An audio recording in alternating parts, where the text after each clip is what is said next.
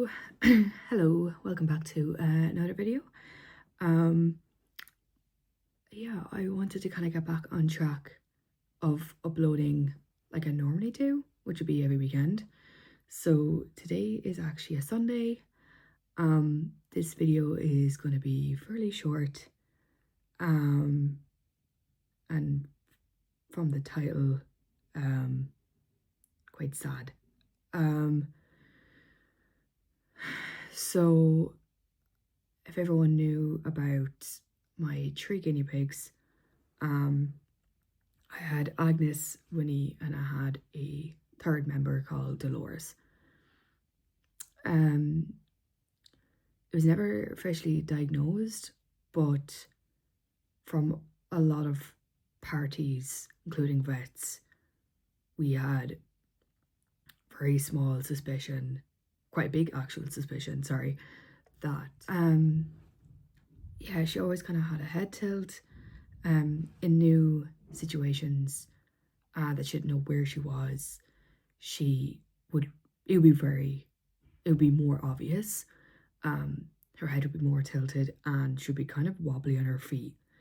I also found her when she was eating her pellets in the morning, she would be the only one that would be coughing quite a lot on the food. So I decided to separate her from the other two in the mornings, and I would pour out her pellets that she would need, and I would get some water and I would soften it down, and I would add Science Selective vitamin C supplement treat, and I would break that up and mush it up with it. And then she would obviously have her pepper, her bell pepper, and the rest of her veg later on that evening every day. So she was kind of getting double amount of vitamin C, because her immune system in general, with the way she was, would have been weaker than the other two. Yeah, she was doing fine for a good while. I brought her into the vets a while back. She had an eye, she had an abscess on her eye, or an ulcer on her eye, sorry, and it was very small and it got cleared away straight away with the eye drop, but the head tilt still didn't go away. So that's kind of how we kind of suspected there was neurological things going on. Yeah, just the way she moved, you would tell. And her feet as well, her little claws, her little nails, they would mainly kind of be stuck together. And a lot of times she would accidentally have poo from either herself or the other two girls, like stuck in her feet, and she wasn't able to like very easily, she would get it out eventually, but she wasn't able to easily move her fingers, her little claws, to like unlodge or dislodge the poo from her paw. She was quite, I guess you could say, quite like not tensed up. It was just kind of how her body, her anatomy worked. Her poos would have been a different size than the other two. They would be slightly on the smaller end, just slightly, but she would poo more than the other two. So like it would make up, the amount she pooped was the amount the other two would poop, but it's just hers would be smaller and more frequent. I decided to try a Science Selective digestive care treat on her, only the once, and she nearly went completely constipated on me. So that was a fail. So yeah, I kind of tried new things with her and I kind of got her care under control, up to yesterday morning, which was Saturday morning. I came out and she had completely fallen over on her side, and she was cold to the touch, but she was alive. She wasn't dead, she was alive.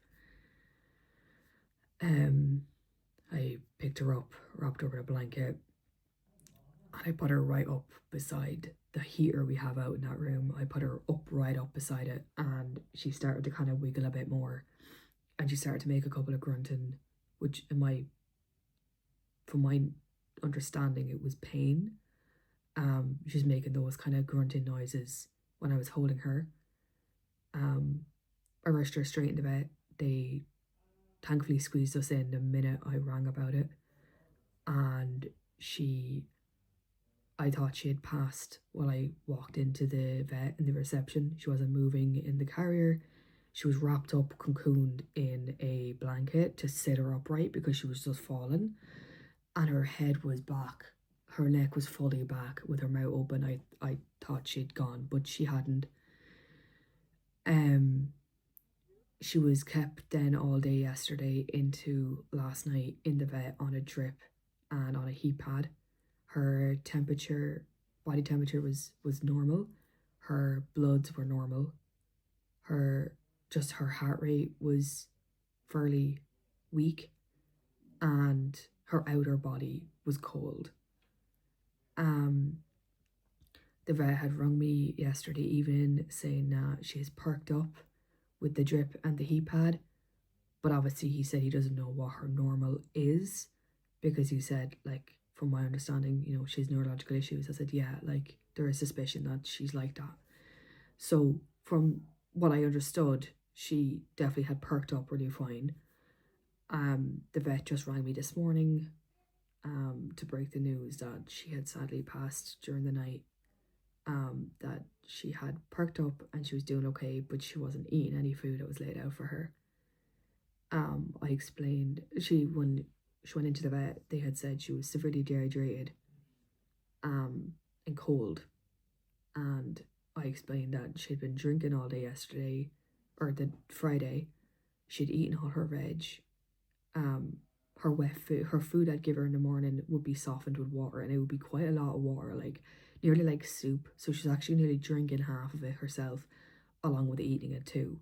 Now she a lot of time poured it on herself when she like tipped the bowl over. It like saturated her chin and all. Like the wet food was quite cute because she was a white coloured guinea pig. So yeah, I have a small suspicion that she could have had a stroke last night, or she could have had a stroke Friday night into Saturday morning when I found her.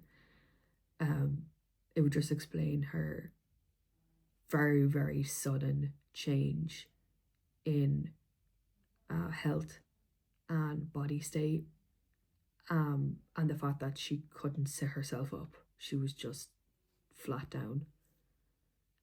I am shortly going in and taking her home. I've chosen to bury her. I have always wanted my two girls outside to be kind of in a little group, whether it be a group of 3 or a group of 4. But due to the previous guinea pig, Betty, who was mentioned on this channel before, I did take her in at that time. It was a rehoming case. Same with Dolores. She was a rehoming case, but very shortly after twice her getting a respiratory infection that she'd never had a history of, I made the tough decision to find her a new home, someone with a single older guinea pig, female guinea pig, whose partner had passed away. As I felt my 2 girls who just turned a year old, and she was turning 6, I felt the age gap and activity levels were just completely different from each other, and it was stressing her out. I've gotten updates off her, and she's thriving with her new friend, who did actually undergo surgery for another health issue. The friend did, not Betty, but they're, what I know anyway, they're doing really, really well. So I did rehome Dolores. She is 3. My 2, like I said, will probably be 2 next year. But there was not much of an age gap like it was with Betty. The last owner had said nothing. But on literally an hour of me bringing home Dolores, there was something different about her. From the start. She, oh man, loved her to bits. She was a character. I really am going to miss her. I would like to make my 2 girls into a group again. I really do want to make that happen. But from already after having had two potential candidates that has failed, one being too old and just had to get a different home, and the other, sadly, who I think had a stroke, I've just made the decision to keep my two the way they are for the moment, Agnes and Winnie. They're happy. They have a massive enclosure. I don't know how big it is in square feet and all that kind of stuff. They are very active. They're always popcorning around. Dolores, despite her being younger, didn't do that much like that, just because of her mobility would have been quite poor. So it's less worry on me now that she has crossed the rainbow bridge. And them two, I know specifically Winnie, the black and white one, God bless her, would always kind of sit around Dolores and make sure she's okay. So them two, I think I rehome them together, so I think they'll be happy for a good while on their own together. They're still young. If I do decide down the line to introduce another one or two guinea pigs to make it a group, but as of right now, they have loads of space. I think the space is enough for like 4 females, and there's 2 females in it, so it's loads of space. The 2 bunnies are doing well. Nigel is doing well. We are getting a new enclosure made for him. My dad's making it. So excited. I think it's 120 centimetre by 50 centimetre. So it's going to be around 900 square inches of floor space, which is crazy. I'm so happy. Bella's doing well. My dog is doing well. Ducks are doing well despite a bird flu going around. But yeah, I felt I should end the video here. I know my previous one was very long. I'm so sorry. This one's going to be short. I'm going out for breakfast now with my family. I'm so hungry. And I'll be collecting Dolores and bringing her home and burying her. So I might have some photos up at the end of this of her, my little baby. But yeah. Anyway, like, subscribe. Yeah, thanks for watching.